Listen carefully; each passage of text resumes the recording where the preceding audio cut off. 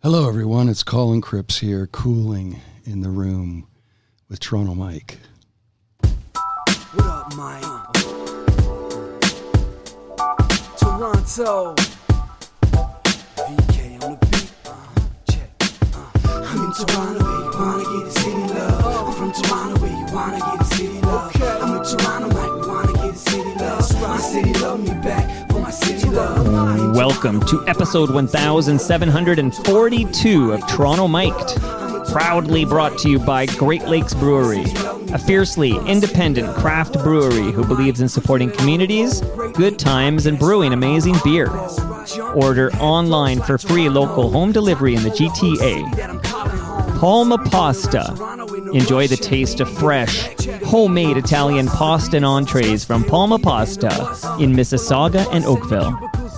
Toronto's Waterfront BIA. Check out what's happening on Toronto's waterfront this summer.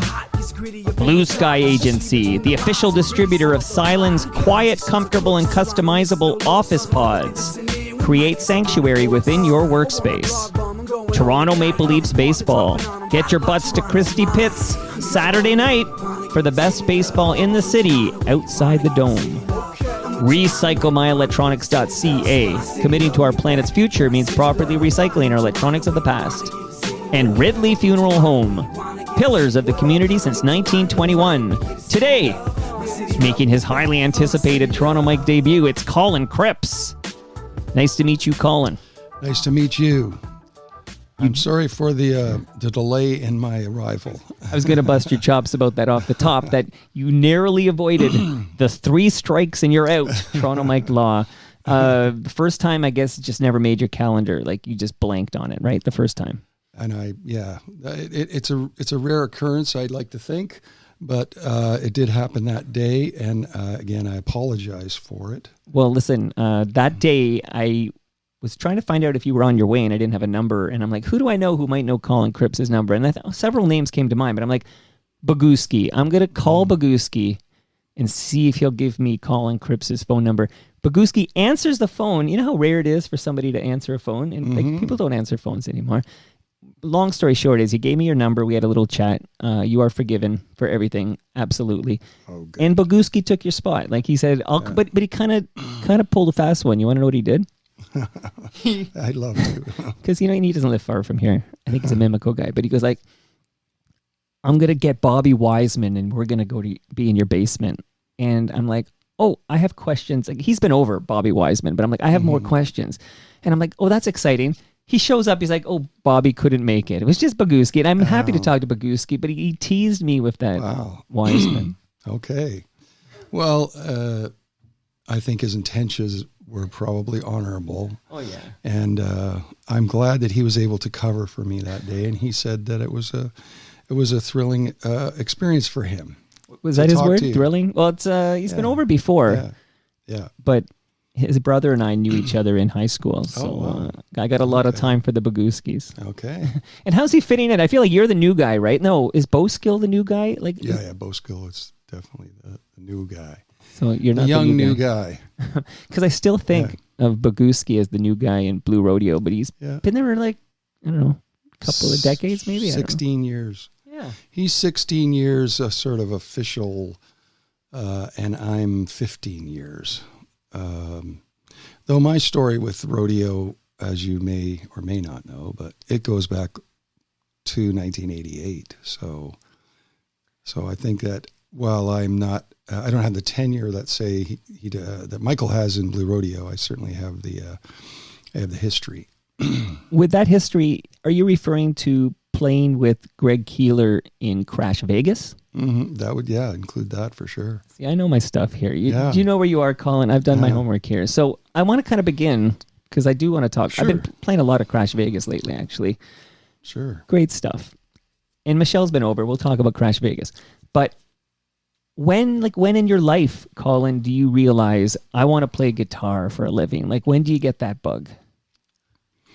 I'm probably like a lot of guys who, grew up listening to music and sort of, back in the 70s especially, there was only records and 8-track cassettes and if you were lucky, and you lived somewhere where you could watch the Midnight Special or Don Kirshner's rock concert or something like that. There was very little visual representations for bands and musicians. There was always magazines and things, but I was always intrigued by. I was always drawn to music, even as a kid, And then I sort of went through that sort of painful early period where you're trying things out and trying to see what might be a good fit for you. And I was lucky that I started I always loved music and I always listened to stuff and I was always fascinated by it. But I would say that when I sort of went into high school, beginning of high school, I had an amazing music teacher in Hamilton. I grew up in Hamilton. And I had an amazing music teacher. His name was Russ Wheel, Mr. Wheel.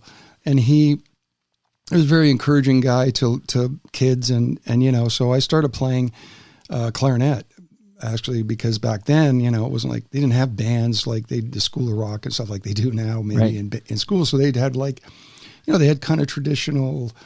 you get to play the drums or a trombone or a trumpet. They just gave me a recorder, okay? So. Yeah, which could lead to something else, right? Yeah. Fair enough. So anyways, I started in grade 9 and I started playing clarinet and I guess it was just kind of like an epiphany for me. I just realized that it was something I really loved. And I started playing very, sort of like, obsessively. I learned to play clarinet and I was part of a band and then in the school band stuff. And I think that sort of helped my identity. And then when I got into grade 10, I was, fascinated with guitar. And I went and got a job at a music store in Hamilton when I was 14.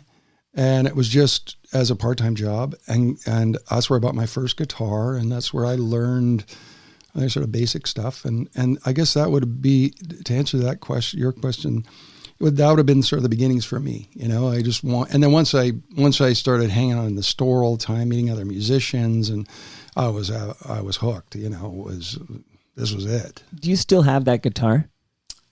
I don't have that guitar, but I have one of my early guitars. I still have, from when I worked in the music store. What was the store called? It was called Hamilton Musical Showcase. You know what? That's actually a good SEO name. This person saw the internet coming, said we need a name that describes what we do. Yep. Did you have any rock, specifically guitar heroes at the time that you would emulate? Yeah. Probably the first guy was Pete Townsend. He was my guy when I was, 15, 16, 17. And, working in that store, which the great thing about working in a music store when you're a kid is you're kind of a sponge, you get to hear all kinds of guys coming in, noodling away, trying this or that. And that store was a real kind of a broad palette store, It didn't sell a lot of drums because it didn't have the real estate to sell like drums, but we sold keyboards, guitars, mandolins,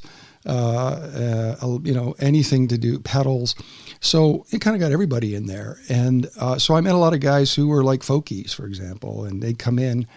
And there was this kind of sort of in the late 70s, it was like kind of a folk boom, especially bluegrass and that sort of group of people. So I got to hang out with guys who were like that. And I met some early on I met players and musicians who are still sort of well known from that world. And so, like you're a sponge, I had my hero. My hero was Pete Townsend, but I was kind of, I was meeting all kinds of players and guys were saying, well, you got to listen to Leo Kottke, or you got to listen to Bert Jansch, or you got to listen to, Tony Rice or great acoustic players. And so I I've never asked other guys my age now what that was for them, but I was just kind of like, until probably 1981, 82, I was just kind of like here, there, and everywhere, Well, hearing you talk about working at the music store, it's like when you hear Quentin Tarantino talk about working at the video store, right? It's like you're just around all the movies, you watch all the movies, and that's where you want to be. You are around all the instruments, because it's worth noting, sure, you're a guitar guy, but you don't just play the guitar. Like, we're going to walk through this, but you're multi-instrumentalist, right? Well, I dabble in other instruments for context. Really, it's they become tools as it goes, right? Okay, and possibly even the saxophone, Yes. as Homer would say. Yes. Okay, that's a teaser, Yes. actually. Okay, that's a teaser. Yeah. Yeah. Through this chat, too, so we're going to, because I'm going to get you, in a moment, we're going to get you to Crash Vegas. But Sure. there are questions that came. So I mentioned you obviously forgot you were supposed to be in my basement, and then I did that whole Bagooski thing. And then we did reschedule it, and then you had to move it, which was cool, because you gave me a heads up, and that's cool. That's life. And then this time there was some bets taking place. Will Colin Cripps go over 3? Because 3 strikes you're out. You know that, and you don't want to be fair enough. You don't want to be banned from the fair enough. Toronto Mike podcast. And I don't want to be banned. No. No, because I realized I still got to get Basil on the show. So like I got work to do at Blue Rodeo. To be quite frank. But one of the notes I'll just whip at you right now is Jimmy Cooper says Colin Cripps is like Canada's version of the Wrecking Crew. Well, that's an honor. I don't know if I could say I've lived up to it. I appreciate that. I think that, everyone has their story. My story was when I started, I was kind of a sponge, as I said earlier. Just want to learn all kinds of things.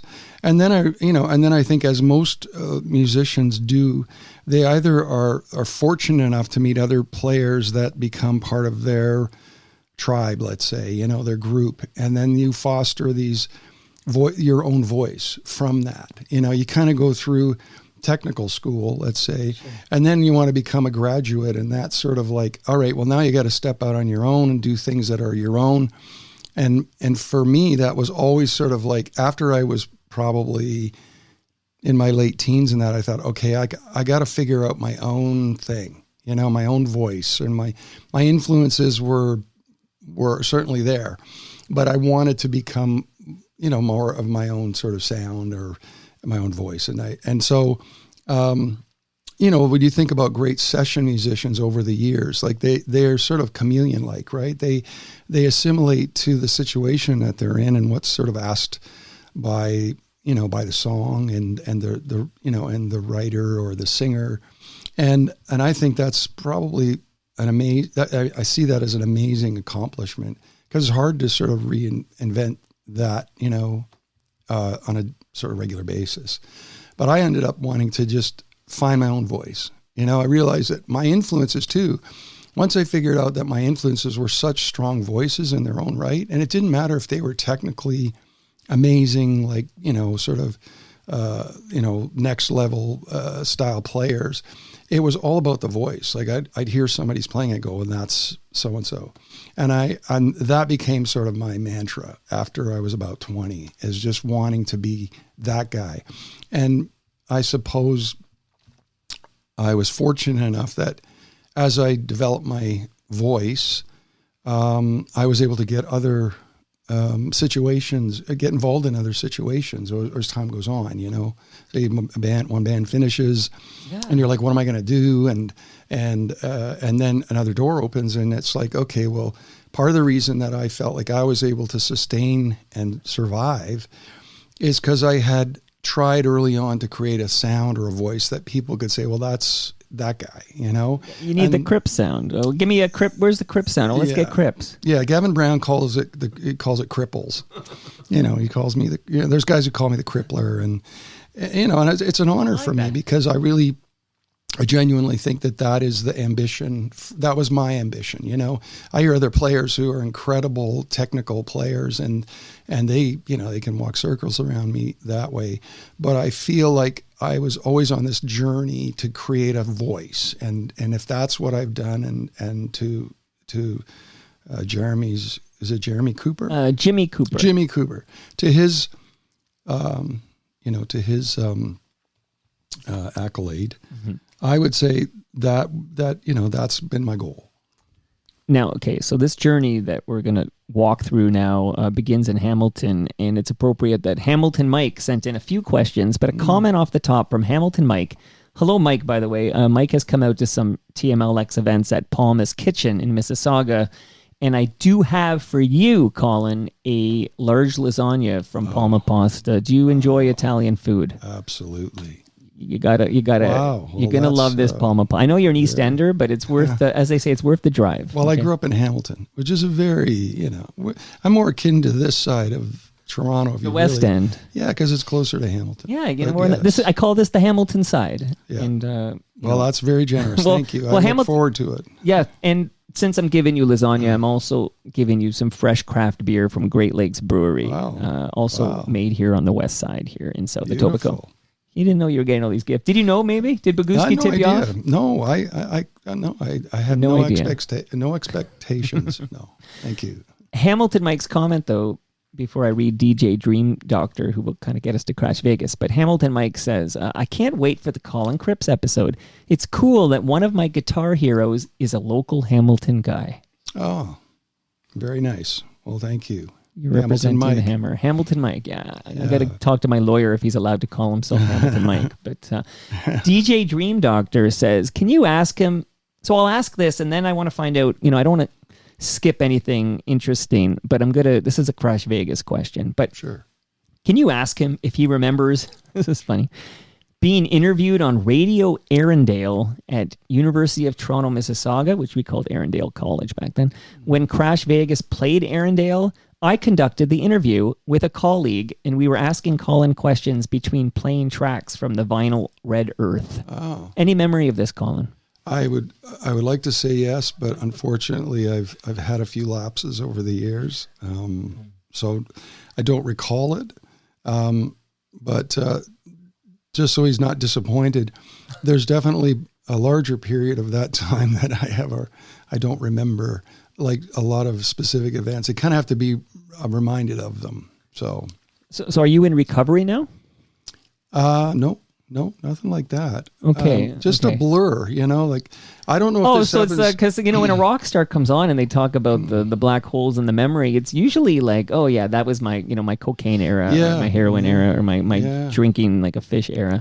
No, I would admit to any of that if it was true, but no, I think it was just, I guess my, and it still happens now. So I'll say that it's still a thing where I process things a lot more in the moment than I do over long term. I think I have a fairly good long-term memory, but it's amazing to me how it's not like it's all gone. It's just a blur, I can see that. And you've done a lot of stuff, The pace of things often leaves me frustrated with the memory of it, and so that's an honest answer, and so not to negate his wanting to. Well, the bottom line is he remembers it, and it sounds like he remembers it favorably. That's great. That's the bottom line. And by the way, the only reason the recovery question was because I was going to take away that Great Lakes beer, but you get to keep it. Yeah. No, I'm a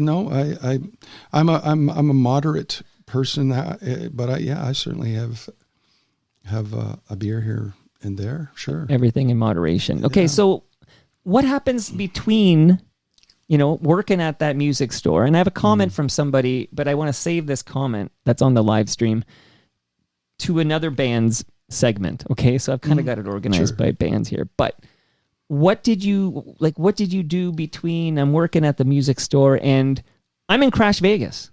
Well, I went to university. I worked in the store till I was 19. And then I moved to Vancouver on a whim with a friend of mine who was moving there. And this would have been 1981. And I had finished high school and worked in the store for 3 years full time, and or 2.5 years. And so then I thought, sort of like, I want to play in bands. I'd had bands kind of through high school and then after, but and then I wanted to sort of make more of an effort. And my friend was a good guitar player, and he was moving to Vancouver. And I thought, okay, well, I'm going to go to Vancouver with Gordon. And anyways, we go out there, and I lasted 3 months. I hated it. I had no connection. I didn't feel like it was the place for me. And so I came back to Hamilton. And so this would have been 1982, my mistake. So I came back in the summer of 82, and then I sort of enrolled back into university as a mature student. I went back, and so now McMaster? I went to Mac. I was 20 years old. So I went back as a mature student, and then I did Mac, I did a 4-year degree, and all during that time I had bands. I started bands. I had first band I had was a rockabilly band, and I started that band in the fall of '82 with my best friend. His name was Dan Aiken, a legend. Went on to be in Junkhouse, and then I have a whole history with all that, but that was the beginning of him and I, and then Ray Ferrugia, who was the drummer, who ended up being the drummer in Junkhouse later on. So I had a bass player, Joe Boyce. So I started a rockabilly band in late '82. What were you called? We were called the Go Devils. Because this is an era, because I was pretty young, but I was, Stray Cats were all over the radio. Yeah. Florida Razors, right? Florida Razors, the Bobcats in Toronto. The Razorbacks? Razorbacks, yeah. And there was Handsome Ned had a band back then. Speaking of Blue Rodeo, So, that was a great time for me. And it was a total shift from having been like a Pete Townsend, Who, rock kind of guy. And I just embraced the early rock and roll and rockabilly and country swing. And that was 82, 83, and then into 84. Yeah. We did that. And I played regularly, and I was going to university and met some really cool people. And we used to open shows together with the Handsome Ned's band was called the Sidewinders.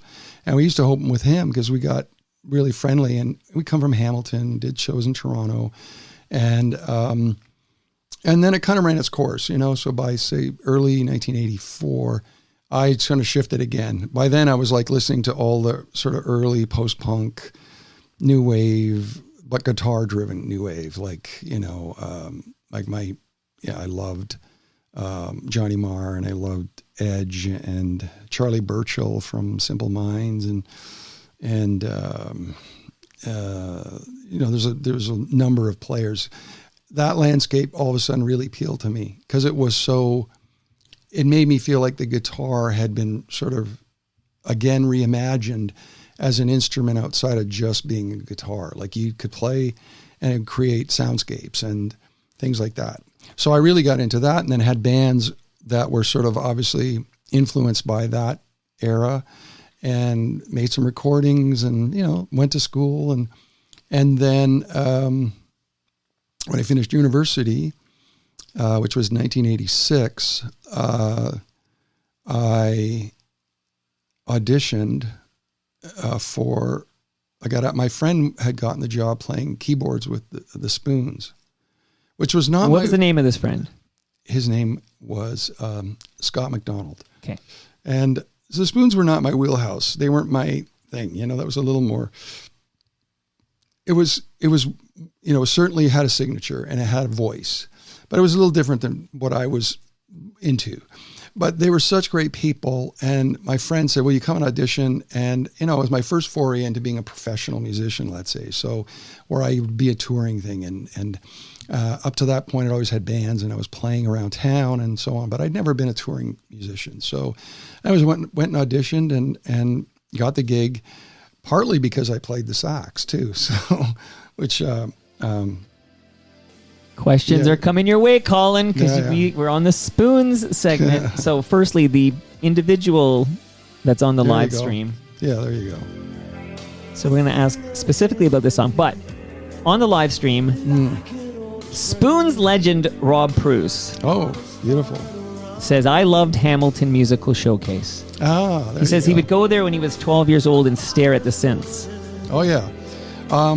Yeah, and he was a fabulous keyboard player. He was kind of a prodigy player. I remember even back in that time, I didn't know him, and I don't think I ever had any interactions with him, but he certainly had that reputation, and he's done really well for himself. So, well, absolutely. Hello to Rob Bruce. I'll see you. I think it's August 24. You're back here with Bob Willett for an episode of Toast. So Rob, who lives in New York now, he's working on Broadway. Right. Okay, he comes once a month. His mom's in Burlington still, so once a month he ties that visit to his mom's with a visit here for a Toronto Mike series called Toast. Awesome. So Rob's a dear friend. But Rob says, Colin's an ex-Spoon. I think he joined right after I left. Ask him about playing saxophone on Be Alone tonight. And I watched the video again earlier today, and there's young Colin Cripps. Well, they're, like I said, they were very good to me. They were very, Gord and Sandy, who were the original members at that point. Derek Ross, who funny enough, I knew Derek Ross, completely different situation because he was working in a clothing store in Hamilton, and I met him through that. And he's a big personality, so I've always loved Derek. But it wasn't Stitches. No, they did the ads for Stitches. No, it was like a small hipster kind of store in Hamilton. By the way, when your sax solo comes on, I am going to turn it up. I'm just warning you. Sure. I got to be honest, they were very good to me, and they put me in kind of like as a full member and all that stuff visually and that, but I didn't have anything to do with the record. I didn't play anything on it. I did not record. You're faking this? I played it live because I learned it because that was part of the show. And then I faked it in the video, as one does to look a certain way. So you tricked me, but it's coming up here. I'm going to turn it up. There's FOTM Gord, and here it is. There you go. It's kind of, I call this potato quality because it's ripped from like a VHS recording of Much Music. But so you're playing the sax in the video. You played it live. You're not on the studio recording. No, I'm not on any of the studio recordings. And of that, and that was the one I did the one record as a touring member, and but I don't think of my contribution as significant in that I didn't play on the record. So what's next for you? So you're doing this. So that's kind of a cool intro because these are Burlington legends, right? Yeah, you're in Hamilton, so it's right by there. So I did that for almost a year. And then I think that record cycle just sort of finished, and then that was it. And that sort of took me to the end of 87. And then I started, I had a band before that, and so I started another band, with Dan, actually, again, Dan and Ray and Joe. But we were not a rockabilly band. We're kind of we just sort of played original songs that I'd written, and we did a few covers, and that we were experimenting with what might be possible. And then does this band have a name? This band was called the Heavenly Brothers. Because, I'm archiving the history here, the ongoing history. They're called the Heavenly Brothers. Heavenly Brothers, okay. And then that takes to 88, sometime mid-88, probably early to mid-88. And then because we had a house gig. We used to play every second Tuesday. In Hamilton, there's a strip that's still there. I don't know if they still book bands, but there's a strip called Hess Village.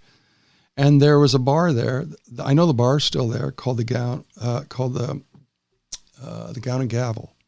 And they used to have bands 6 nights a week, and you could get like a residency or a weekly slot and stuff like that. It's kind of like the Cameron. It'd be like Hamilton's version of the Cameron House, gotcha. Right? It was a great place. And I'm sure John Bora was playing there too. I'm sure he would have done that.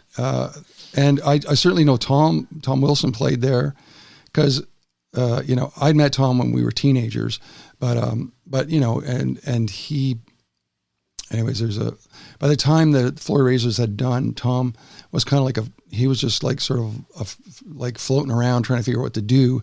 And so we had a residency every second Tuesday. And, so that started in sort of early 88. And then he started showing up just with his guitar, no case, nothing, classic Tom, right? He'd show up, gotta sit in play a couple songs. I'd be like, oh, okay, sure. And, by this point we'd had a little following, the place held about 80 people. So we do okay. And, sure. And it was just a work in progress. So he started showing up, and I realized not that I didn't know this before, but he, by the second time he shows up, it's clear that he's the front guy. I'm not really front man material. I'm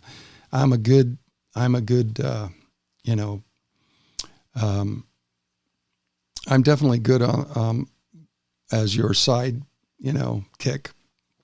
But anyways, so that you're started. Keith Richards is what you're telling me, but you're no Mick I'm Jagger. not Mick Jagger, no, and I'm not Tom Wilson, and I'm not Jim Cuddy, and I'm not, any. You're no Gord Depp.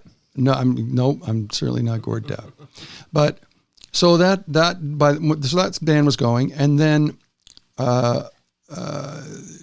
Jocelyn Lanois, who also lived in Hamilton, the whole Lanois family and everything, all based out of Hamilton, and we all knew each other for years and years before that. So Jocelyn started coming to the show, and one Tuesday she said, I'm part of this band that's just started, and we need another guitar player. Would you come and audition? And I went, okay, sure. So I came to Toronto, and that was the beginning of Crash Vegas. They'd probably been going for 3 or 4 months, kind of as a thing. And Greg Keeler and Michelle McAdory were a couple. They'd been a couple 10 years before that. Well, Michelle's all over those early Blue Rodeo videos. Like that's Try. That's all. Yeah, hers. That's her. So they said, she said, will you come on audition? I said, yeah, sure. So I came to Toronto, and I was still playing. So I was playing in the Heavenly Brothers. I had my thing, and I was, and then I came and they had sent me a cassette of like 3 songs. And I think they had 3 sort of demos of songs. And one of them was the song called Red Earth. And I don't remember the other 2, to be honest with you. But I sort of worked up. They just said, well, just do what you would do on the songs, come up with a thing. And that was kind of my audition. So I come to Toronto and come to this place that at the time Greg Keeler was living in. It was just like a warehouse space in off Sorauren in West End, so of Toronto. And so I brought a Telly and a Rickenbacker 12-string, which I still use now, and the Telly I still use, and an AC30, box AC30 in my little rig. And so we started with Red Earth, and I'd still tell Greg this. It's like I just had come up with this whole thing for it, and then I just remember looking over at him while we were just sort of working through it, and he had this big grin on his face, and that was it. Like we've been together ever since. Like we've always had this musical connection, and that's what brought me to Crash Vegas was Jocelyn's introduction, and then just. That's like a chemistry test. It's like, most bands, if you think, you've interviewed a lot of musicians, they're going to tell you the same thing. Is like chemistry is sometimes a mysterious thing, but it's so foundational to a lot of what comes out of creative people when they work together.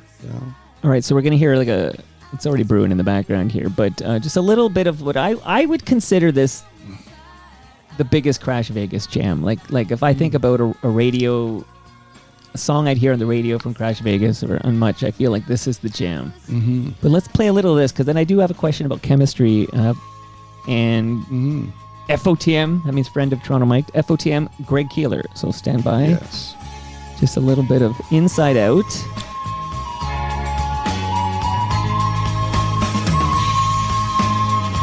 This is the part I should be talking over, but didn't work out that way. Well, interesting, I can tell you that I played the recorder because it came from my clarinet days. Of course. That's why I could do it. I see all these people just passing by tomorrow's headlines, familiar crimes, and I wonder, it makes me wonder.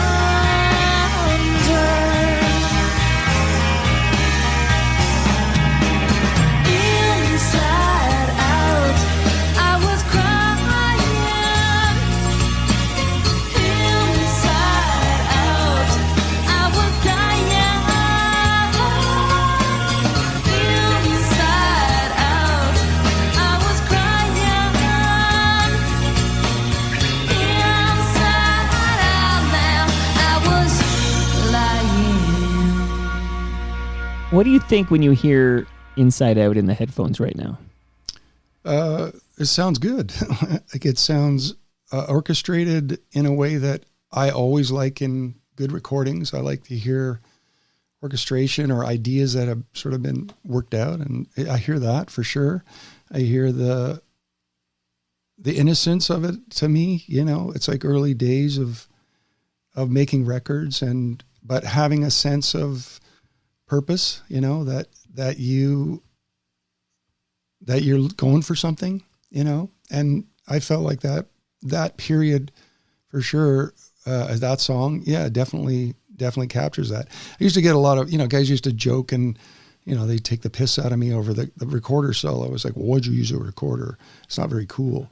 And, you have to realize at the time, it's like we were trying to create things that had maybe not been heard and they were just, you're grabbing at things and trying things, and then you see what feels right. And for some reason, a guitar solo just didn't seem exciting because there were other songs that work better. So sure. I like that. When I hear it now, I go, well, that was also something that, that was maybe why it stuck out a bit more in the audience, I think the whole single is fabulous. And I'll tell you, so I've had Michelle McAdory. It always sounds weird when I say it out loud. I had Michelle McAdory in the basement. Well, she visited the basement. She came on Toronto Mike. She's a niece of the great Bob McAdory, the late great Bob McAdory. Yes. Very much. Yeah. Fun Toronto fact there. Okay. Yes. But Michelle, who was wonderful, and we had a great chat. In fact, I messaged her on Blue Sky today because I've been listening to a lot of Crash Vegas this past, just preparing for you. Cool. Third time I prepared for you. So I'm listening to a lot of Crash Vegas, and it's gorgeous. Like, her voice is great. It just sounds so wonderful. I always wonder, maybe the question I have is regarding Greg Keeler. So Greg Keeler is like a founding member. Mm-hmm. But of course, he's got this side gig. Yeah. Yeah. So what happened there? Did you guys just boot him out because he was distracted by Blue Rodeo? Like what happened with Greg Keeler in Crash Vegas? Well, for the first year, Greg and I played guitar, and there was there were recordings sort of as developed, but nothing substantial. It was always kind of like demo ideas and things like that. But any of the shows we did in that first year, it was Greg and I. Like, he'd be on one side of the stage, I'd be on the other. And the truth is that Blue Rodeo had, they'd put out Outskirts. Yeah. They were still a weekend band, so to speak. Like, they would go and play on weekends, but they got very popular very quickly, at least especially at that level. And so I think it became more and more apparent that by the time they were getting closer to recording Diamond Mine, and then what obviously came subsequent to that, there was just it wasn't realistic for him to be able to keep doing both. And we, in the time that first year, we had luckily, we were a very incestuous thing in that we shared the same rehearsal space. We ended up getting the same management. We got signed to Warner Music as the same label. So there was this very, there was a lot of things happening in that year. And I think because of that, and then Greg and Michelle wrote songs together, like Inside Out is Greg and Michelle. And then Michelle and I started writing songs together. And I think the truth is that we just wanted to have more autonomy because we knew Greg couldn't do both. And if you're going to get a record deal and you're trying to make your own thing happen, you kind of have to just say, like, we're going to go over here and, we love you, Greg, and you're going to go over there because that's obviously where you're going to go. And then it just became like an understanding. The joke part of it is we say, oh yeah, we kicked them out because, we wanted to be here. But that's through, if I'm being honest now, I'd say, like, it was just like a lot of great things were happening at the time. And you're just kind of like, okay, well, we're going to do this. You're going to do that. You're always going to be part of this where you feel comfortable to want to. We made all of that record, Red Earth, was made kind of in pieces. Like a part of it was recorded in Hamilton. A big part of it, like that song, or Inside Out, was recorded all in Hamilton, I think, except for maybe that, there was a couple little bits that I did when we went to New Orleans to basically make the record. Whatever songs we'd started, we would finish those and then add to it and record some songs down there. And so most of that was, I was playing guitars and whatever else, like, little bits, mandolin stuff and so on. But we did have, there's a couple of songs where Greg came to visit Michelle because they were also a couple, and he plays on one or two songs on the record. So there was always this spirit of community with him. No, I get it. I mean, for you guys, this is your thing. Like, you want to make this big. This is your band, and you have a member of the band where it's like literally they're like side project, right? Like, the dynamic is off. Yeah. Because I won't use the word meal ticket, but his he's got Blue Rodeo. His day gig was getting yeah, and Right. you know, and understandably, like they were, you know, nobody. Here's the thing I always say too, Mike. Nobody knows what the path's going to look like. Right. They just get on it, and then when the path starts to look a certain way, you have to make sort of decisions or choices. And I think that's part of what Greg obviously was going to do. You know, and it obviously made the most sense for him to do that than to stay with trying to juggle two things. And obviously, you guys stayed tight. You're in Blue Rodeo today, Colin. Yeah. Yeah, no, it's Spoiler always alert. been, it was always a, you know, I mean, I knew Greg first. We were, you know, we've always had a very good, strong relationship and support each other. And then obviously I met Jim right after that. And so, it's funny how these things happen where you become part of a big family. And then as life goes on, you know, things come and go. Well, we'll talk about a few more things that came and went. But I would just assume if you're playing with Handsome Ned, like on Queen Street or something, you're bumping into Jim Cuddy and Greg. Like Jim Cuddy, when I actually recorded with Jim at the Woodshed. Oh, cool. So I biked my gear and I set it up in the woodshed. Although I felt like I was just warming up, and then he said, "I got a dentist appointment." Like so ever since then, I put my, you know, when I have a guest on, I'm like, "You don't have a dentist appointment in 15 minutes." This has become like a code for you're not going to bolt because you got a dentist appointment. But a great chat with Jim, by the way. But he went on and on about the inspiration of like Handsome Ned on Queen and how key a figure Handsome Ned was to Blue Rodeo. Yeah, that's very true. Such a small world is what I'm saying. Okay, by the way, I mentioned Hamilton, Mike. I got to read this line because it's kind of I guess this is kind of pre-Crash Vegas, but it'll bring us nicely to how you end up in Junkhouse. But Hamilton Mike wrote, 30 years ago this summer, I worked at the Southam Info Lab in Hamilton with the great Judy Donnelly, who lived in a house with her partner, Dan Aiken, and this unnamed guitarist. Colin Cripps is a Hamilton legend, and since there is no Hamilton Legends podcast, Toronto Mike more than fills the void. Well, by the way, if I ever hear about a Hamilton Mike podcast, I will call my lawyer, Lorne Honickman, because that's unacceptable. But how do you, like, what happens with Crash Vegas, and how do you end up in Junkhouse?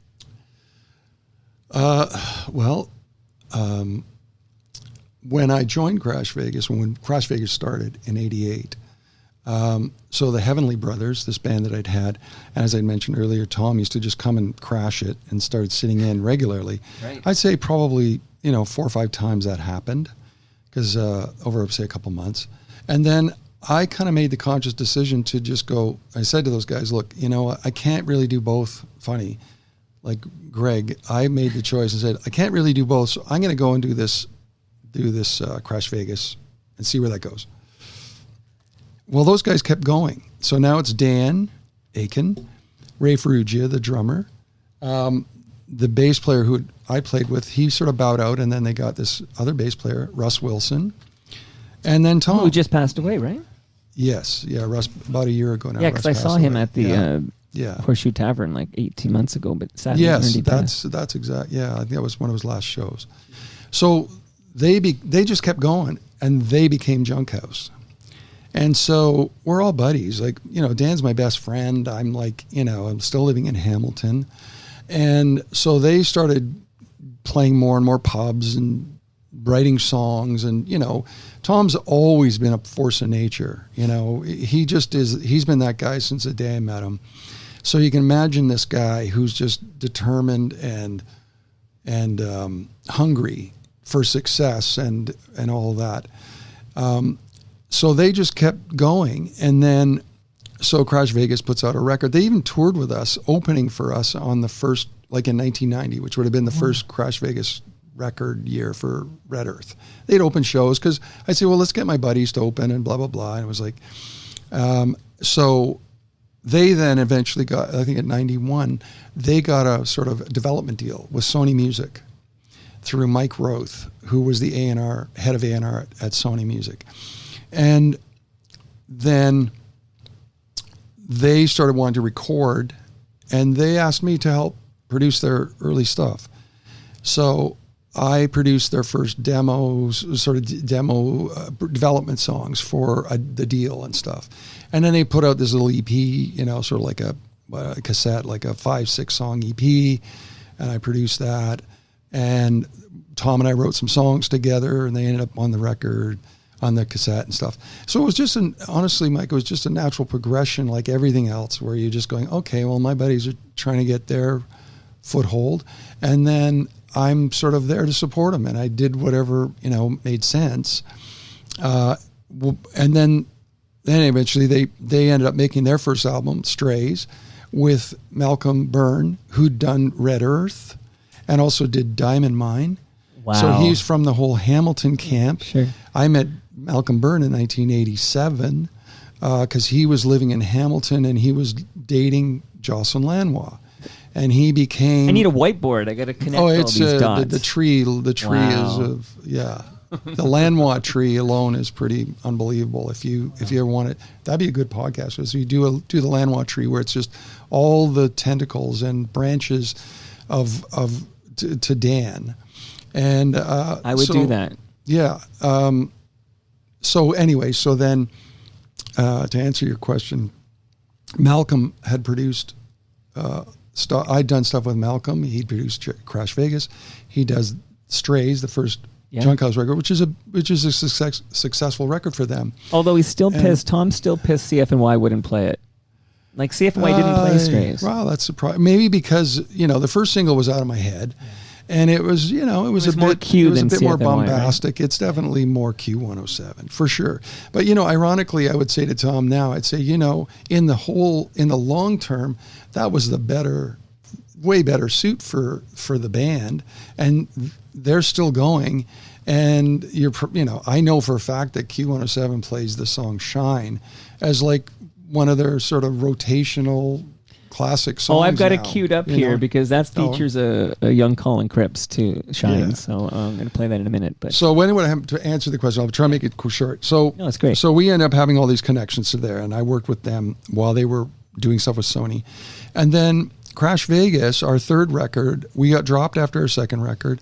Our third record, I had sort of done stuff with Mike Roth at Sony, and I said, look, I went to him and said, look, Crash Vegas doesn't have a deal. Would you be interested in talking to us about anything? And he said, yeah, well, let's do this thing for, they were doing a sort of celebration record of Neil Young's at the time. And so, well, let's do a song for the Neil Young thing, and you guys can come in and record that. So we did that. We went and did this song called Pocahontas. And then we got signed literally through that song because it was so successful as far as the recording, and they loved it. And so we got a record deal with Sony. So now I'm at Sony doing stuff with Mike Roth. Junkhouse is on Sony. I'm helping with songs on, their record, their second record, I think was in that. And then that'll sort of happen until 86. And then in 96, pardon me. 96. Yeah. In 96, Crash Vegas ends. I sort of shut it down. Well, at least I shut my involvement down with it. Is that because I was just burnt out, and I was tired with some of the logistics of trying to keep a band at the level that it is in Canada. It's really hard. And I was honestly just burnt out, Mike. And I just worked to that point. I needed to sort of take a break and do something different. And lo and behold, I said, I'm leaving, and I'm done. And then within 3 days, Tom finds out that you're a free agent. I'm leaving, and says, well, now you're going to be in Junkhouse. And I was like, no, I can't do that. I said, I can't. This is the truth. Like I said, I can't do it. I said, I want to produce records. I want to write songs. I don't want to just be a side guy in a band that's already going. And he said, okay, well, you and I'll write the songs, and you can produce the record. And so that's what this is. I was listening to them singing in the park. What a fucking voice this Tom Wilson has. Wind the clocks too tight and all the radios are glowing in the dark.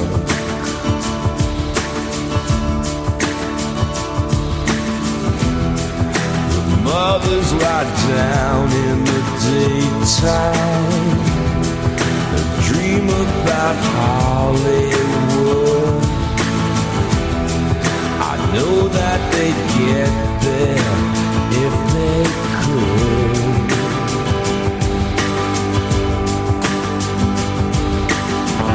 It's just a matter of time before we get to shine.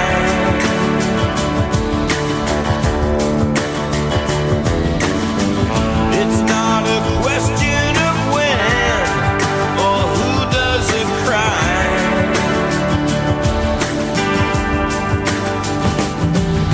Show our skin and picture windows. Fucking sounds amazing, man. Like you're on this song, so this album features Colin Cripps. Yeah, I produced this and put the whole architecture of it together. I can tell you some of the things that I did. It was Let's go. you hear the loop. The loop was I started with a hip hop loop that was going. It does sound very hip hop. I just sit in this, sat in the studio. So I took that loop and slowed it down. So that's the part you hear is that. And then I wanted it to sound like hip hop meets Glenn Campbell.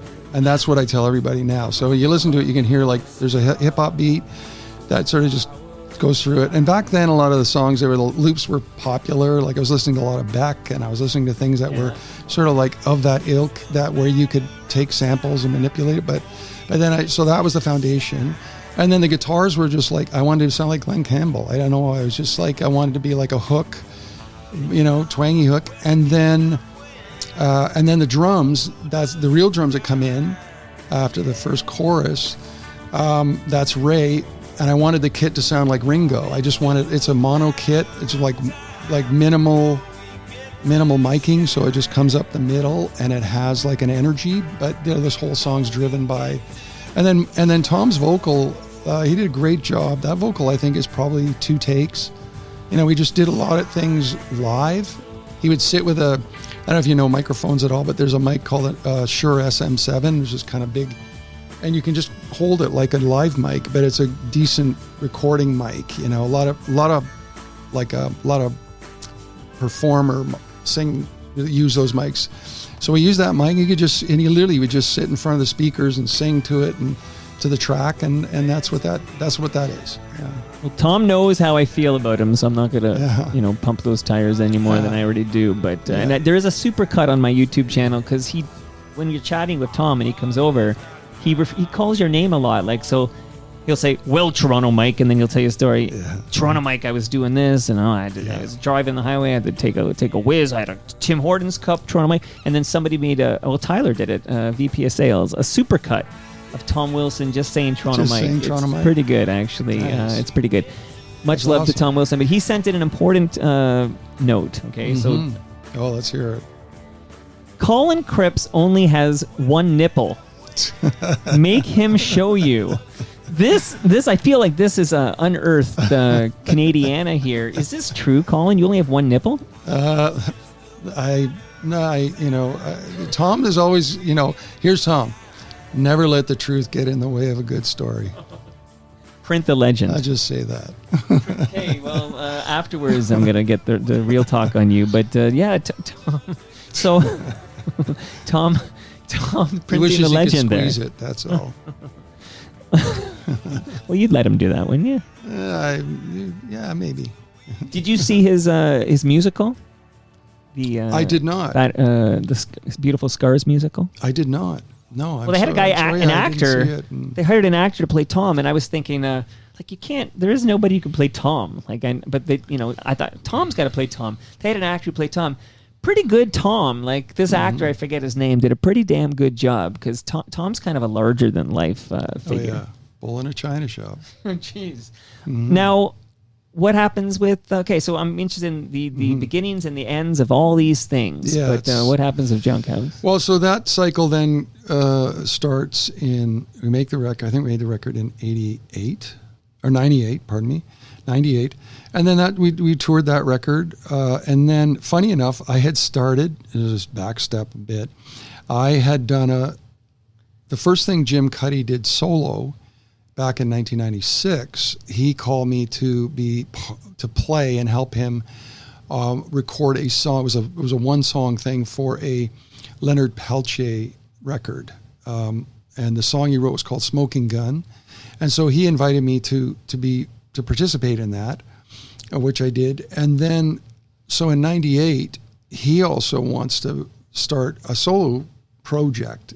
I wouldn't say career, because it was like, by then, Rodeo's already well established and kind of classic, band. So, but he wanted to start a solo project. So he called me about doing that. So in 1998, I did the Junkhouse record, and I also did Jim's first solo record. And so so for the subsequent year, I kind of cycled between both things. Junkhouse did the cycle for the touring of that record. And then when we had breaks and stuff, I did a tour with Jim in 1999. That must have been the first tour we did, was 99. And then by the end of the Junkhouse cycle, the band, Tom wanted to take a hiatus from Junkhouse and pursue more of a solo career. So then in 1999, 2000, I'm starting to produce more records for various artists. And it included then doing Tom's first solo record. And then just things came after that. So that takes, I guess, if I'm thinking about it, that takes me to the year 2000, right? In the year 2000. Yeah.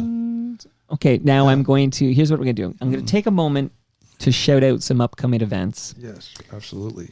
And give you another gift or two. Oh. And then we're going to pick it up with, I got so many comments and questions about one particular thing you've been up to. And then I'm going to do some quick rapid fire stuff. Mm-hmm. And then we do need the Blue Rodeo story. Sure. We got a lot of it from Greg, but we need it from the horse's mouth here. Okay. So Saturday night, I'm going to be at Christie Pitts because I'm loving this vibe. I'm loving this value of going to these Toronto Maple Leafs baseball games. Have you ever been to a Maple Leafs baseball game at Christie Pitts? I have not. Yeah, I'm putting you on the spot here, Colin. Oh, okay, no, I have not. Yeah, that sounds like an amazing night out. Yeah, firstly, it's free. So the whole city can come fill the hill at Christie Pitts. And it's excellent baseball. It's very entertaining. And you can drink without worrying about hiding it. You can have a beer. Okay, so you can drink your GLB. You can get a left field makes a Leafs lager. You can buy a hot dog or two and just take it all in. So I'm going to be checking out the Leafs on Saturday night. And I did get from the Maple Leafs, they sent over the history. So underneath this beer, I'll just move that over. Oh, wow. There's a book for you, Colin, on the history of Toronto Maple Leafs baseball. Oh, so thank you so much. Lots of swag for making the trek west here today. Awesome. You'll know all about this. I look forward to this entertaining team. Wow. Also, I'm happy to be working with the Waterfront BIA and basically talking about all the amazing stuff happening on the waterfront. I literally took a bike ride yesterday to the new park in the Portlands that just opened up.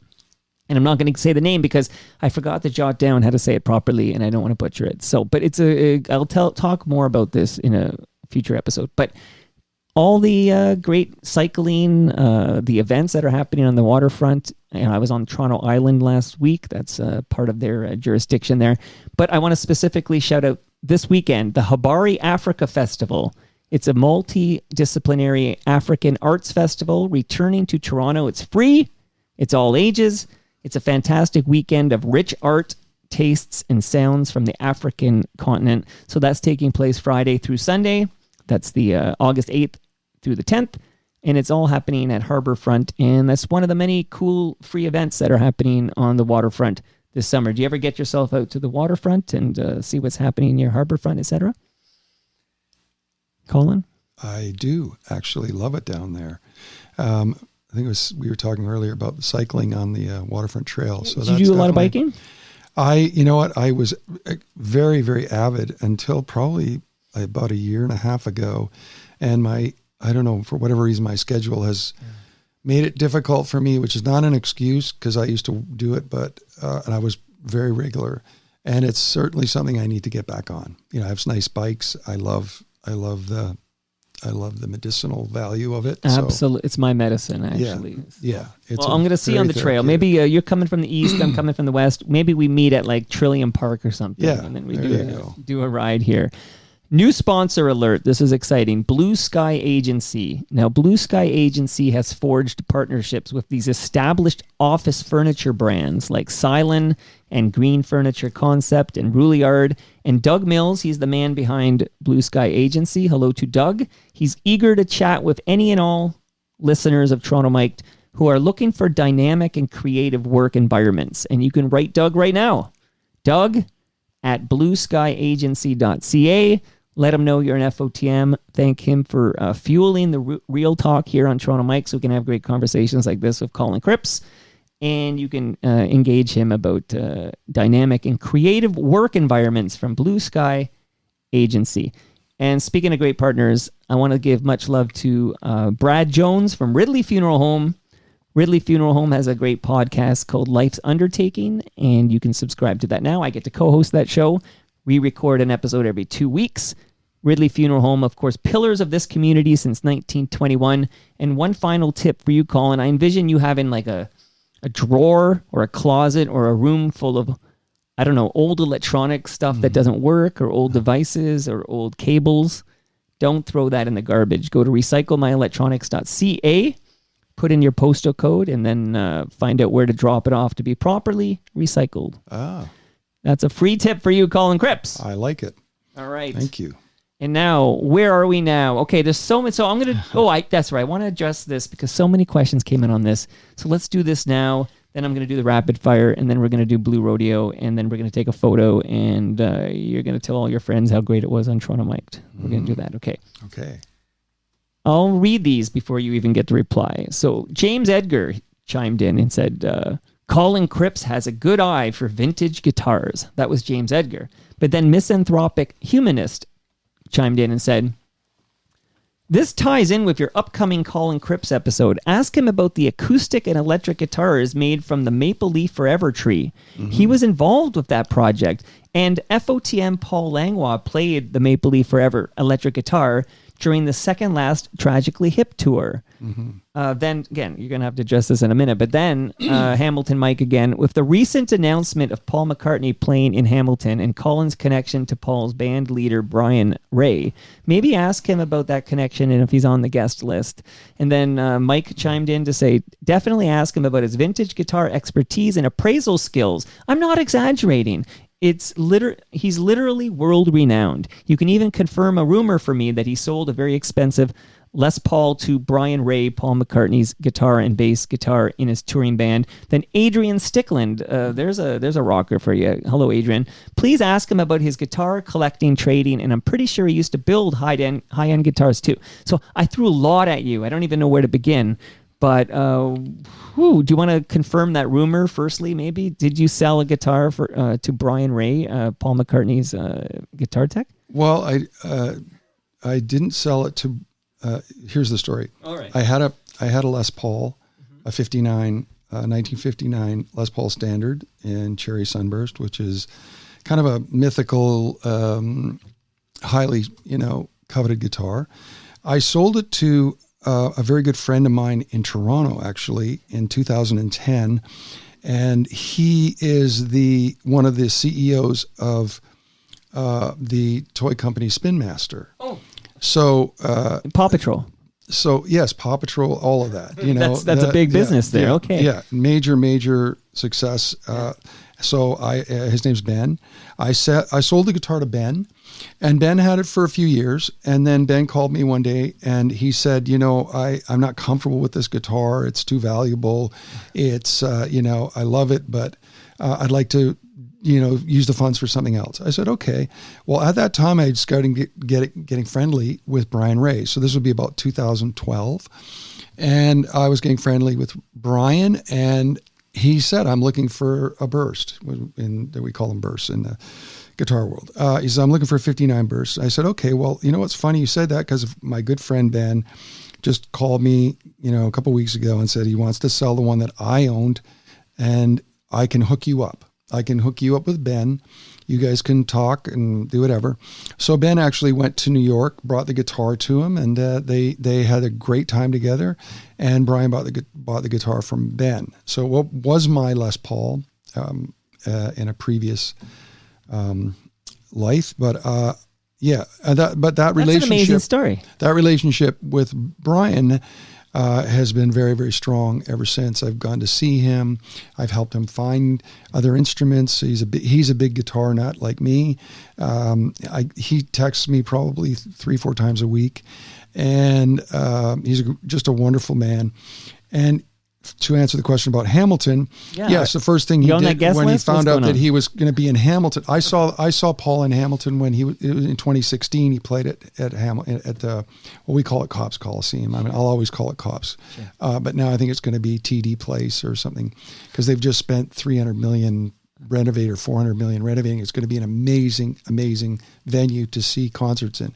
So first thing, Bryan says, "Hey, I'm playing in Hamilton. Can you come?" Well, it's literally the night we're playing in Ottawa.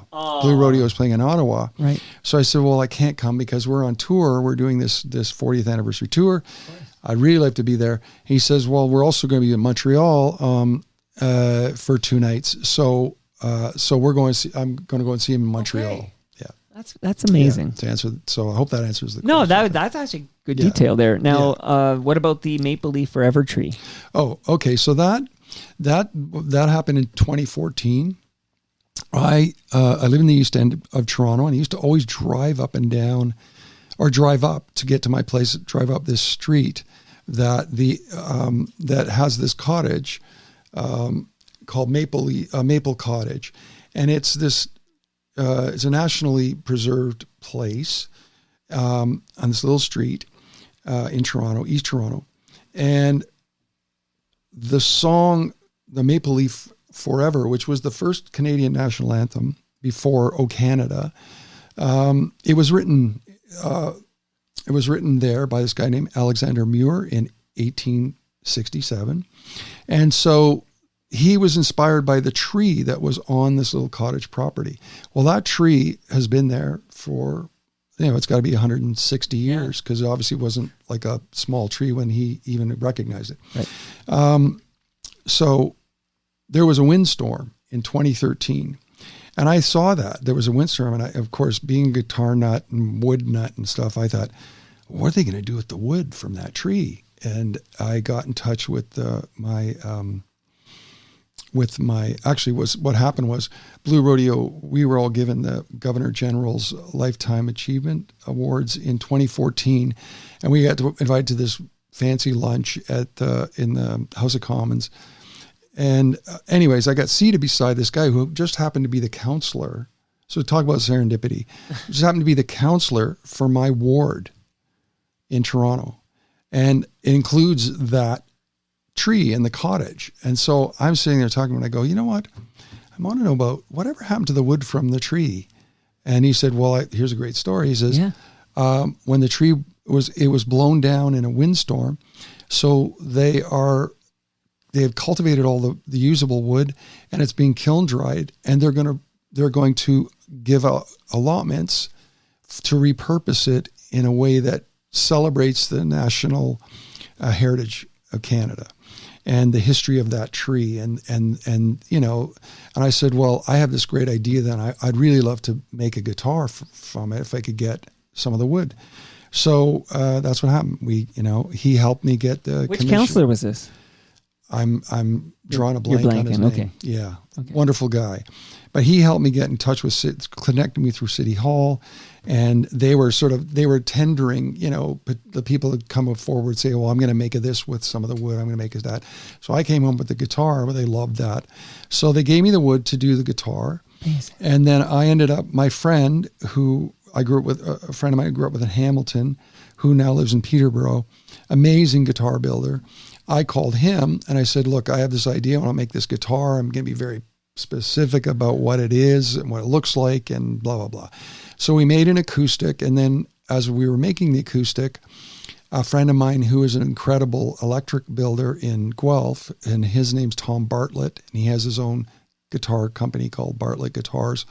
I told him the story about how I'd gotten some of this Maple Leaf Forever wood from the tree. And he says, well, I got to make an electric. So then we sort of put together the electric. So I had the acoustic and the electric. And the whole idea was that these things would become custodial. It was going to be like, every year or two, somebody would get the guitar and be able to go out and tour with it and make their own story with it, right? So the first year I took the acoustic and I used it with Blue Rodeo and did a bunch of stuff. And then the electric went to Paul Langlois from the Tragically Hip. And he's fellow FOTM. He's been in the basement. Okay. Yes. Wonderful man and longtime friend. So he got the electric, and then that ended up being part of the last tour, or second last tour. So 2014-15, right? Wow. Yeah. So he had it, and then after that, the electric went to Sam Roberts for a year, which is appropriate because I think Sam told me this story down here that he opened for the Hip more than any other artist. This was the story, and Paul Langlois passed on this guitar. Yeah, like that's your guitar. Like it was. Yeah, well, yeah. I never wanted to take ownership. It was. Well, that's your idea. I put the whole thing together with help from the city councilor, and my friends who are fantastic luthiers. But yes, so I spearheaded it, and now the electrics with Tom Cochran has the electric, and I have the acoustic at home. So it's gone through. The Royal Wood had the acoustic for a while, and then I've had a few other guys. That's such a good name, right? That's his real name. Do you know that? Royal Wood. Yeah. Sounds like a fake name. Yeah, but that's amazing. It's a good stage name. Royal Wood. I actually called him out. I was almost. I think I made him show me his driver's license or something. He proved to me. This is incredible. This Maple Leaf Forever story. That was a very nice thing to do, and I feel like it turned out really well. Oh wow! Just to wrap up, and shout out to Jeremy Hopkin. We've talked about that Maple Leaf Forever tree on his quarterly episodes. He was here yesterday to talk about the Sunnyside. Basically what the Sunnyside was. It was this big amusement park, place where Torontonians would gather, particularly in the 20s and 30s and 40s. But now it's a swimming pool, a pavilion, and Palais Royale. Yes. Have you ever played the Palais Royale? I have, yes, a few times. Yeah, and I mean, I didn't play it I did play it as the original Palais Royale. It was a little, and it was getting more, run down. But it needed to be a sort of, it needed a sort of to be revived. Some TLC. Yeah, a little TLC. And I played it after it was sort of renovated inside. Yeah. Amazing. My joke was I had a CD, a live Sloan CD, 4 nights at the Palais Royale. And then I had the CD, but I didn't even realize I'd bike by. Like I didn't connect I was young. It was like mid-90s or something. And this whole idea in my head of what the Palais Royale was, like, because I had this, 4 nights at the Palais Royale. It sounded like Carnegie Hall or something like that. But very interesting. Okay. So again, God, I could talk to you for hours and hours and hours, and I haven't even got, any Blue Rodeo in here. So I'm going to jump around a little bit, like just hit some spots here. Sure. And maybe we'll start here. I'm deciding on the fly. Let's start with this guy real quick here. Just play a bit of this gentleman. Right. Yeah. And then hear your words about. This is the first song I worked on with him, with Bryan Adams, and it was a thrill, and I have much love and respect for him and his band and everybody. But he took me under his wing in a very generous way, and I spent 2 years with him working on this record, and this is literally the first song we worked on, and I think it turned out great.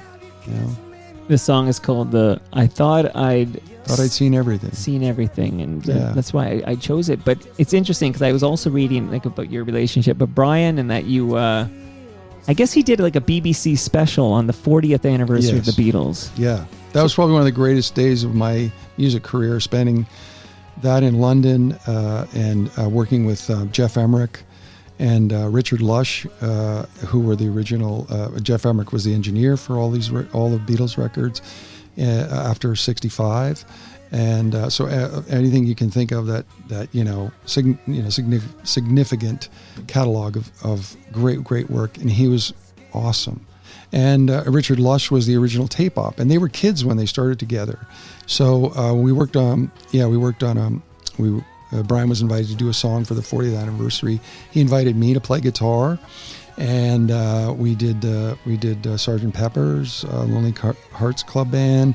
The first song, the intro song, and we recorded it on all the original equipment that would have been used. That's to use it. You know what? You do need like a 5-hour episode. I think there's a lot going on here in Crippsville here, but that's an amazing. It was like 2007, I suppose. You're doing that. Yes. That's very cool. Yeah. And then we talked about this song, which is the album's called 11, right? Yes. So that's a Bryan Adams record, and it's just interesting that you got to slum it with some guy named Bryan Adams. Yeah. Wow. Okay, cool. All right, we'll bring down Bryan, because then I have a question from Rob Del Mundo. But before I press play on this, I was worried about doing this question and playing this song because I didn't want to hurt your feelings in any regard. And I don't know how open you are about all this, but there's a song that's been requested I play and talk to you about. So I'm good with anything, Mike. Okay, good. You're not going to storm out of here. Although I do have this fantasy where my guest storms out. It hasn't happened yet, but if it happened with Colin Cripps, I think I'd be honored. But I'm just going to play a little Kathleen Edwards here and ask you about this.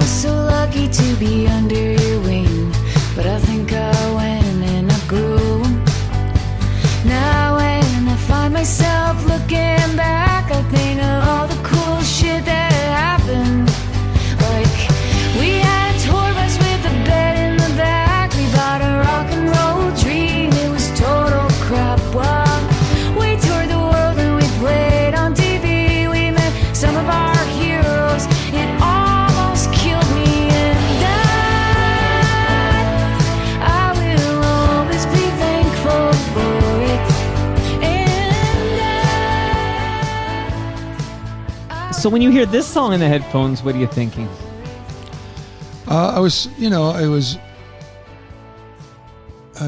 surprised at first, not because there was any animosity between us at this point. At the point that this song came out, Kathleen and I were together for 8 years. We're married. I devoted all that time to her and her work, and it's still a very, very fond memory for me. I'm very proud of the work that we did together, and I'm proud of her. And so I obviously have a lot of love for her. And I mean, when we split up, it was tough for a couple of years. I couldn't really have that connection. It was hard to there was definitely some healing to be done, and but when we started to reconnect, it was on all the good things that happened in a relationship where we done this great work together and we still loved each other. And So when I heard this song, it's like she essentially, you know, she auditions a lot of her material to me even now before she makes the records, or she's kind of like, you know, I think she honors our relationship that way. And so when she first played me this song, at first I was kind of laughing about it. I went, okay, well that's, you know, that is it's an honor to be part of somebody's work. And I'll never lose that feeling about it. And I think it's a great song. It is a great song, and it's all about you, Colin. And I'll read the Rob Del Mundo question, because he said, if you get a chance, play the song Glenfern by Kathleen Edwards during the pod. The song that Kathleen Edwards wrote for Colin Cripps as a way of saying, quote, thanks for the 7 years we spent married, quote. The chorus goes, I will always be grateful for it. Curious as to what his favorite memories are of collaborating with Kathleen, both as a musician and life partner. Well, I think it's some of the best work I've ever done, to be honest. You know, I'm proud of all the stuff that we did together, recording wise. I think she's just an immense songwriter.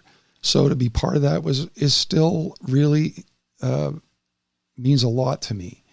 And the memories have a touring, you know, I got to do all the things that people dream about doing, as far as, at least in the context of like, what's it like to play Ed Sullivan or you know, with that theater? What's it like to play Carnegie Hall? What's it like to play, you know, these places and meet people that are of the caliber of musicians and that you've grown up with or that you admire. And so I was very fortunate to do that with her. We met some amazing people, you know, and I made some great friends from just being on tour with us being together. And so those are parts of what people would sometimes, you know, if they're imagining, well, what was that like? That's what it was like. You know, I got to be in the arenas that I never thought I would be able to, or that I would never get to, you know, or that just seemed so far out of reach. And then once you do them, you realize, oh, okay, well, you know, I was really confident in the band. Like, we were confident as a group, and she was a great artist, you know, and, you know, the things that happen that are out of your control, you know, it's a cruel business. It really is, in the sense that, you know, there's no justice in the music business, let's say. You just got to do the work the best you can and hope that things are fostered through that effort. But, you know, it's not always the case. Okay, Colin, you've been incredible. We're going to get you to Blue Rodeo now, okay? Yeah. Don't worry, we won't spend 90 minutes on Blue Rodeo where you are today. No, it's okay. But you are kind of a missing link. Like, I'm so glad because, you know, the 3 strikes you're out. I feel like I would have given you a 4th strike. Like, that's how badly I wanted to have this chat and see how all these pieces fit together. So tell us definitively how you end up a full-time member of Blue Rodeo back in 2013. Well, it started in 2010, actually. So Kathleen and I split up at the beginning of 2010. And then I had a really tough time for the first 6 months of 2010. One of my really close friends died in November of 2009. And then Kathleen and I split up January 1st, 2010. And then 3 months later, Dan Aiken passed away. And so I felt like I had 3 deaths in 4 months. So it was a really tough time for me, just trying to process that. And then I had to move. You know, Kitty and I sold the house in Hamilton on Glenfern. We sold that house. And then I wanted to move back to Toronto because I knew that I didn't want to stay in Hamilton if I had to start reinventing what I was going to do. And so I come back to Toronto, and not soon after that, I probably was, you know, through all of this stuff, I was always producing records too and stuff. So I was probably working on somebody's record. And then I was playing with Jim Cuddy, obviously all the solo records that Jim's done. I've worked on all of those records have co-produced them with him, and I've toured all those records. When Kitty and I were together, I would take, like I didn't do every tour that Jim did during, say, that 8 years that her and I were together. But I would do whatever ones I could, and I made all the records. So then in 2010, we started doing shows again with Jim, and then it comes out that Greg Keeler is really struggling with tinnitus. And It's not tinnitus, it's tinnitus? I've heard it said. I've heard it said tinnitus. I've heard it said both ways, so I'm never sure which is the. So you know what you've done? Smart. Do both. Yeah, I You're don't. going to be wrong for sure, but you'll also be correct for sure. So he was really struggling, and so that essentially meant that he could not play electric guitar anymore, so I sort of said to Jim, I said, well, why don't you just, why don't I come and help you out, just see how it goes, and if you need somebody to just, shadow Greg, so to speak, I can do that. And so that's how it started. And then it soon, because we have such a long history together, it just became it's just like a shoe. You put it on and you're like, oh, okay, well, this shoe fits. And then from that, obviously we sort of, the first year was kind of like figuring out I wasn't like an official member. I guess they want to sort of go, Blue Rodeo goes through this vetting process, and it's kind of like from years ago when anybody would change, the members would change or get somebody new. You had to go through like a trial period, even though it was like, well, it was kind of like silly. It's called probation, I think. Yeah. Okay, you call it fair enough. But I felt like I've been in this family for 27 years of that, whatever it was. Right. And I just said, so anyways, that's what we did for the first year, was just kind of strategically trying to figure out how to work this situation for Greg to be supported and for the band to be able to play. So that's what happened.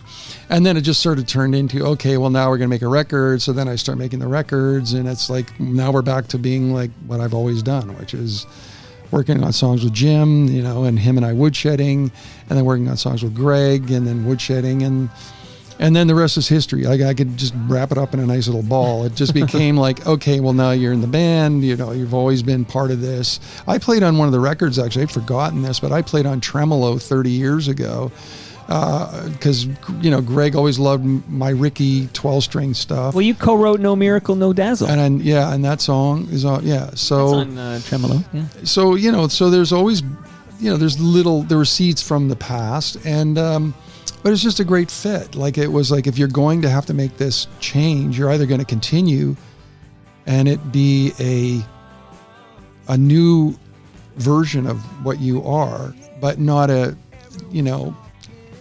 stretch from anything you've ever done.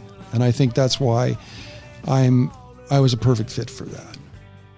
Well, it's a new morning sun for you, Colin. A little bit of a Blue Rodeo song of Colin Cripps as a full-time member. What do you get, like a jacket or a badge? What do you get when you're a full-time member?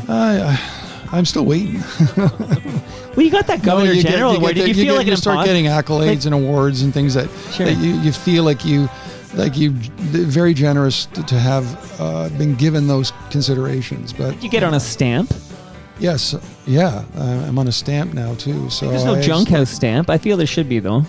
Well, it'd just be one giant. It would just be Tom. One giant melon. We call him Melon Head. Toronto Mike. Yeah. Gotta pull that super cut here. So you're so again, even though it started earlier than 2013, obviously, but I guess that's when you got your. That's when I got my wings. You got my official wings. But yeah, I was there in 2010. Kind of a dumb question. I know the answer, but do you want to name check everybody currently holding that badge for Blue Rodeo? So you got. I mean, I'm just basically name your colleagues. Oh, yeah. Well, there's obviously there's Jim Cuddy, Greg Keeler, Basil Donovan, and those are the only three OGs left, right? The original, the OGs, and then on keyboards, Michael Boguski, fabulous Michael, and Glenn Milcham, drummer, who's been there since 1991. He's been there a very, very long time. To me, he's like an OG. And then you have myself and Jim Boskill. Jim Boskill is a phenomenal multi-instrumentalist, and he's the youngest member of the band in age and in tenure. And what What date are you at the Budweiser stage? August 23rd, Saturday, August 23rd. Do you have the record for, as a band, most times played that venue? I believe Blue Rodeo has the record now. And yeah. you're probably second place at Massey Hall, maybe. Second place? I think second place to Gordon Lightfoot, but he was so far ahead of anybody that it would take another, 20 years to get where he is. There's time. There's time. Well, yeah, for some there may be, but not for, I don't know. I don't think I have that time. Well, I am going to play one more song here. Again, this has been amazing, but I want to play. Oh.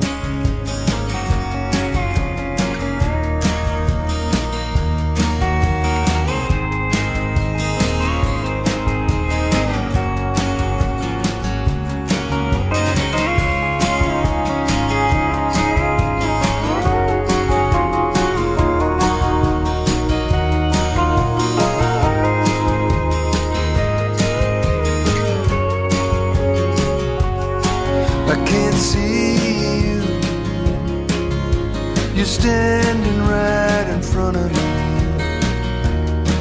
Yeah, your lips move, they don't sound the same. Now we just talk about the way we should be talking.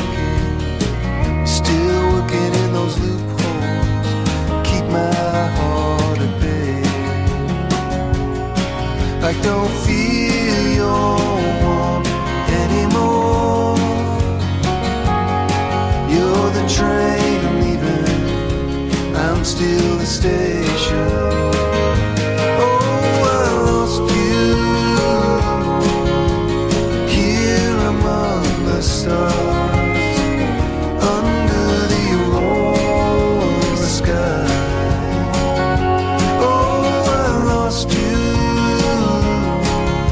ever near and still so far, under the aurora sky.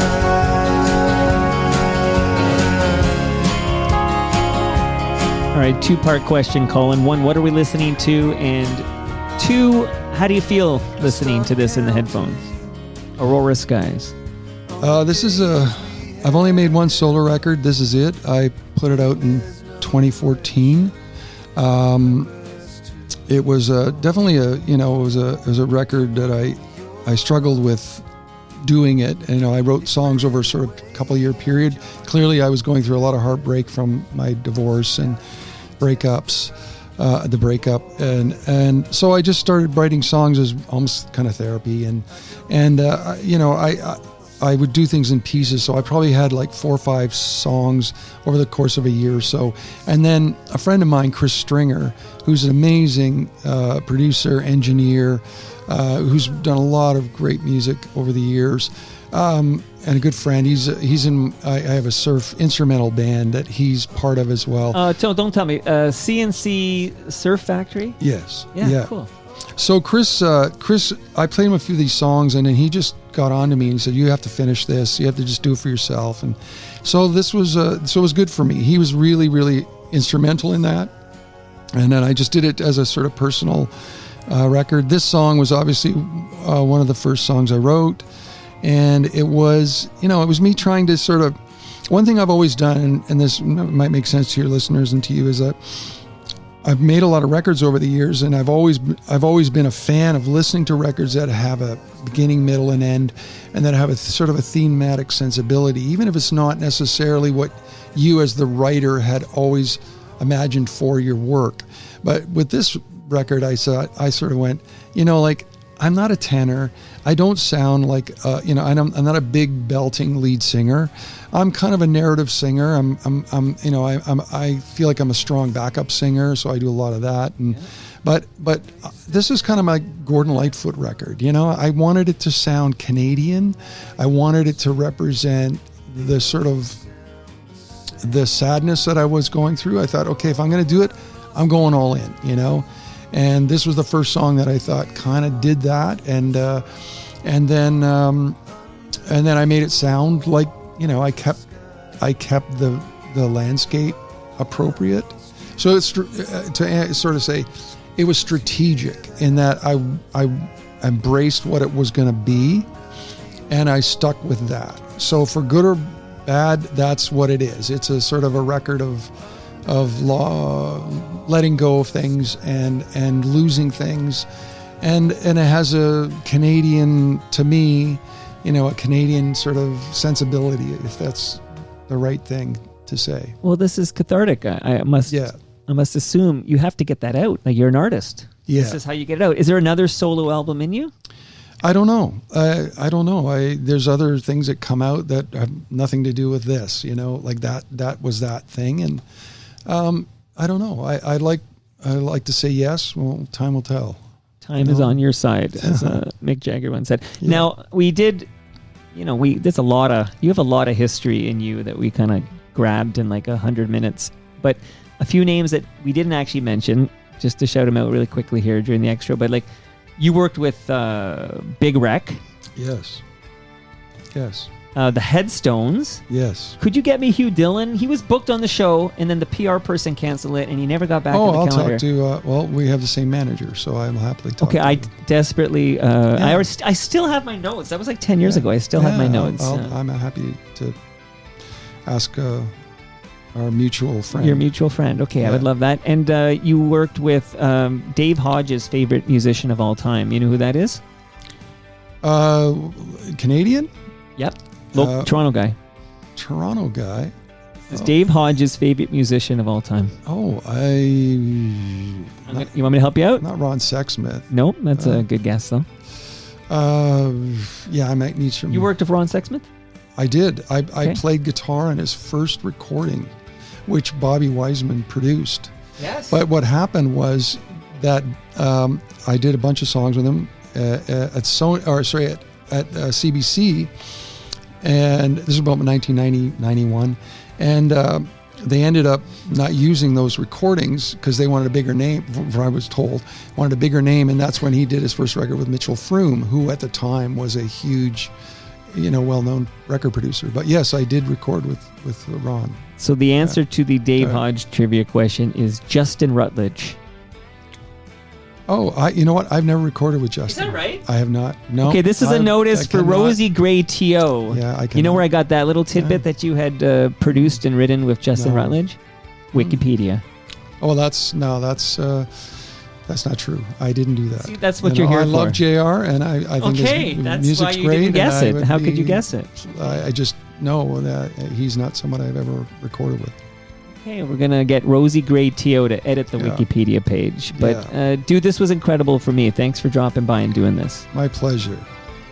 And that brings us to the end of our 1,742nd show. By the way, Colin, this is a cover of a song I love on Shakespeare My Butt by Lowest to the Low. Yeah. The guy who orchestrated this cover is named Rob Pruce. Oh, fantastic. You ever play with Lowest to the Low? No, but I certainly have had good kind words with a couple of members over the years. Stephen Stanley, Ron Stephen Hawkins. Stanley. And Ron Hawkins is actually, I've hung out with him a bit. Yep. Yes? My friend plays with Stephen Stanley. My friend Chris Bennett plays guitar with him. Because Stephen collects the Chris's. Like, if you look at his Chris Burkett, Yeah. Love Stephen Stanley. He's a sweetheart. He comes to Maple Leaf games at Christie Pitts. There's a little tidbit. I think I'm going to have to work that in. Saturday night, I'll hang out with you. Go to TorontoMike.com for all your Toronto Mike needs. Are there any tickets left for Blue Rodeo at Budweiser Stage? Good question. I would say yes, but I would get them quick because it generally sells out now. Oh, yeah. I've been to a bunch of them there. Yeah. Amazing shows. Yeah. Amazing shows. I took my mom to a show at Massey Hall. She was hooked with Try. That was it for her. I had to play that for my first dance with my mom at my second wedding was Try. So awesome. Much love to Jim Cuddy and much love to all who made this possible. That's Great Lakes Brewery. You got your beer. Palma Pasta. Got your lasagna. Toronto's Waterfront BIA. Get to the waterfront. Toronto Maple Leafs Baseball. Get to Christie Pitts. RecycleMyElectronics.ca. Blue Sky Agency.